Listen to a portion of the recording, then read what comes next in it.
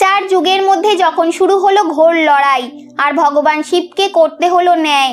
একবার চার ভাই অর্থাৎ সত্যযুগ, ত্রেতাযুগ, দাপর যুগ আর কলিযুগ একসাথে বসেছিল আর কথায় কথায় তাদের মধ্যে তর্ক শুরু হলো।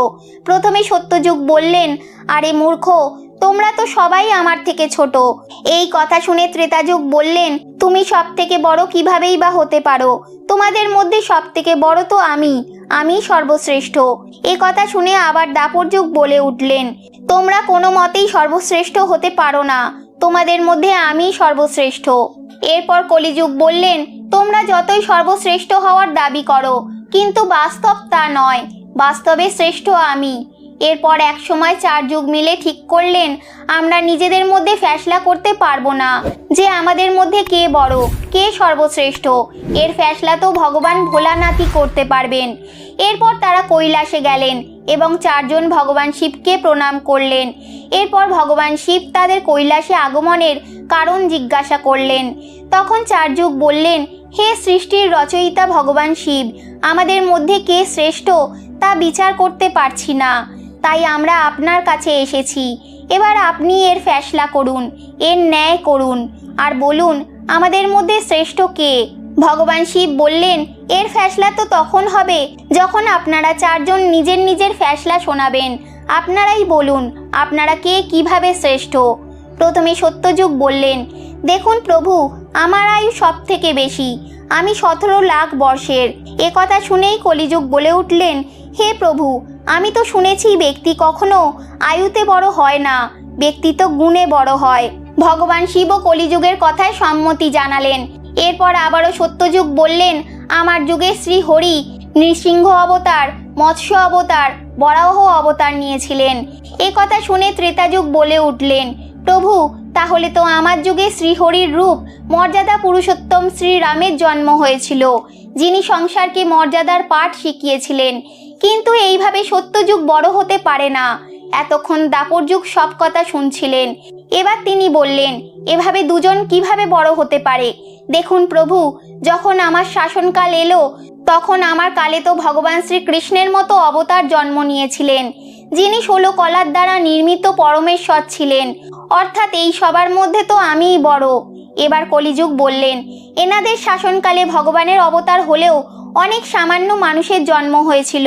আমার যুগে অন্যান্য যুগের থেকে মানুষের ভোগ বিলাসের জন্য সুবিধা অনেক বেশি, ভালো ভালো আর নতুন নতুন টেকনিক দ্বারা পরিপূর্ণ আমার যুগ, তাই আমার শাসনকাল সব থেকে শ্রেষ্ঠ। এসব কথা শুনে ভগবান শিব ভাবতে লাগলেন যে এদের বিচার কিভাবে করা যায়। পাশেই মাতা পার্বতী বসেছিলেন।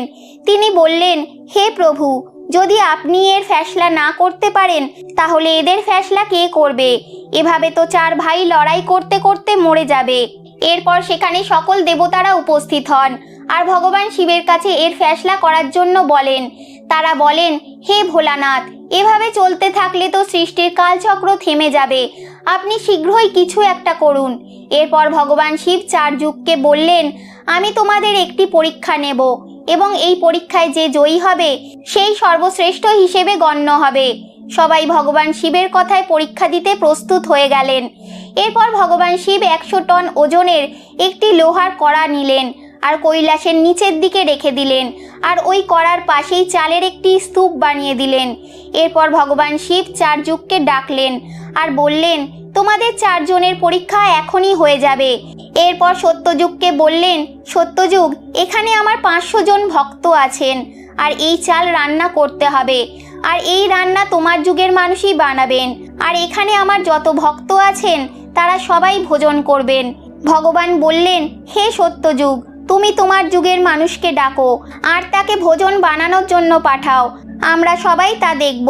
যখন ভগবান শিবের কথা সত্যযুগ শুনলেন তখন এক বলবান যোদ্ধাকে সত্যযুগ ডাকলেন আর বললেন, যাও পুত্র, এই কড়াতে ভাত রান্না করো আর রান্না করে এই শিব ভক্তদের ভোজন করাও। নিজের মহারাজের আদেশ শুনে সত্যযুগের ব্যক্তিটি চললেন আর এসে দেখলেন ওই কড়ার ওজন 100 টনেরও বেশি। কিন্তু ও তো সত্যযুগের মানুষ ছিলেন, তাই অত্যন্ত শক্তিশালীও ছিলেন। তিনি অনেক বড় একটি গর্ত খুঁড়লেন, তারপর অনেক গাছ কেটে আগুন জ্বালালেন, তারপর ওই কড়া এক হাতে তুলে আগুনে বসিয়ে দিলেন। এরপর জল দিয়ে চাল দিয়ে দিলেন। এরপর যখন ভাত হয়ে গেল তখন ওই সত্যযুগের ব্যক্তি সমস্ত ভক্তগণকে বসিয়ে পাতা বিছিয়ে দিলেন আর ভোজন করালেন। নিজের কাজ সম্পন্ন করে সে নিজের মালিক সত্যযুগের কাছে আসে আর বলে, হে প্রভু, আমার কাজ সম্পন্ন হয়েছে, এবার আমি আসি। এরপর ভগবান শিব ত্রেতাযুগকেও ওই একই কাজ করতে বললেন আর ত্রেতাযুগও ওই একই রকমভাবে কাজ সম্পন্ন করলেন। তারপর দাপর যুগের পরীক্ষা দেওয়ার সময় এলো আর দাপর যুগও ওই একইভাবে পরীক্ষায় উত্তীর্ণ হলেন। এরপর কলিযুগকে ডেকে ভগবান শিব বললেন, হে কলিযুগ, যে কড়াটি তুমি দেখছো তার ওজন কম হবে না, ওটা 1000 টনই থাকবে। কিন্তু তোমার যুগের এমন কি কোনো ব্যক্তি আছে যে ওই কড়া তুলতে পারবে? তোমার যুগের মানুষের আয়ুও মাত্র 100 বছর, কিন্তু অন্যান্য যুগ যেমন সত্য যুগের মানুষের গড় আয়ু 1,00,000 বর্ষ, ত্রেতা যুগের মানুষের গড় আয়ু 10,000 বর্ষ আর দাপরের 1000 বর্ষ। এসব কথা শুনে কলিযুগ বললেন, ভগবান, আপনি প্রথমেই আমাকে এভাবে হতাশ করবেন না। সবাই যখন সুযোগ পেয়েছে তখন আমারও একটা সুযোগ পাওয়া দরকার। ভগবান শিব বললেন, ঠিক আছে, তুমি তোমার যুগের ব্যক্তিকে ডেকে নাও। কলিযুগ তখন নিজের সময়ের সব থেকে বড় বুদ্ধিমান ব্যক্তিকে ডাকলেন। সর্বগুণে সম্পন্ন ব্যক্তিকে কলিযুগ জন্ম দিলেন আর বললেন, পুত্র, তোমাকে আমার হয়ে একটি পরীক্ষা দিতে হবে, আর তুমি যদি এতে অসফল হও তাহলে আমি সবার থেকে ছোট হয়ে যাব। তখন ওই ব্যক্তিটি বললেন, মহারাজ, আপনি এই কড়াটির কথা বলছেন, কিন্তু এই একটা করার জায়গায় যদি 3টে করাও থাকে তাহলেও কোনো অসুবিধা নেই। কলিযুগের ওই ব্যক্তির মুখে এই কথা শুনে বাকি 3 যুগ হাসতে থাকলেন আর বললেন, মাত্র 3 হাতের এই ব্যক্তি কি করতে পারবে? আমাদের যুগের মানুষের উচ্চতা তো যথাক্রমে 21 হাতের, 14 হাতের আর 7 হাতের ছিল। কলিযুগের আদেশ পেয়ে ওই তীব্র বুদ্ধিওয়ালা ব্যক্তি রান্নার জায়গায় এলেন এবং দেখলেন কড়ার আয়তন ও ওজন সত্যিই অনেক বেশি, আমার দ্বারা তো এটা তোলা অসম্ভব।